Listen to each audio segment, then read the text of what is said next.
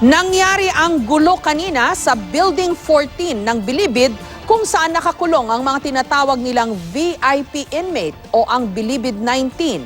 Sandamakmak na CCTV camera ang nakalagay doon na ginagwardyahan din ngayon ng PNP SAF o ng Special Action Force. Well-trained at well-armed. Kaya ang tanong ngayon, paano nakalusot ang patalim na ginamit sa pananaksak sa 5 inmate? Gayon din ang shabu na ayon sa isang bersyon ng istorya ay ginamit di mano ng mga inmate. Nagbabalik si Joseph Moro. July 19, 2016 ang pumosisyon ng PNP Special Action Force o SAF sa New Bilibid Prison. Pumesto sila sa Muntinlupa Juvenile Training Center, di kalayuan mula sa Building 14 kung saan nakapiit ang mga high-profile inmate. Mula noong July 20, ang PNP SAF na ang tinalagang magbantay sa maximum security compound ng National Penitentiary. May sariling kilos ang PNP SAF sa pangangasiwa ng seguridad sa Bilibid, hiwalay pa sa mga tauhan ng Bureau of Corrections o Bucor. Hinigpitan ng PNP SAF ang seguridad sa Bilibid, ilang beses itong nagsagawa ng Oplan Galugad. Noong July 23, 300 SAF trooper ang sumuyod sa maximum security compound.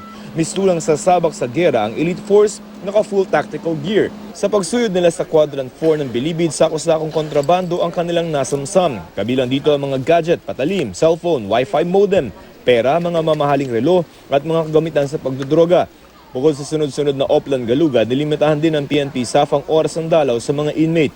Sa higpit ng pagbabantay si Senadora Leila de Lima, hindi naiwasang magduda sa kwento tungkol sa nangyaring gulo sa Building 14. Bilibid 14 is supposed to be the most guarded facility now. Nandyan yung mga SAF. Tapos gagawa ng istoryan ganyan na nagsasyabu kaya nagkarayot. July 2015 ang pasinayaan ng Bilibid Building 14. Si De Lima pa na Justice Secretary ang nanguna sa pagpapasinaya.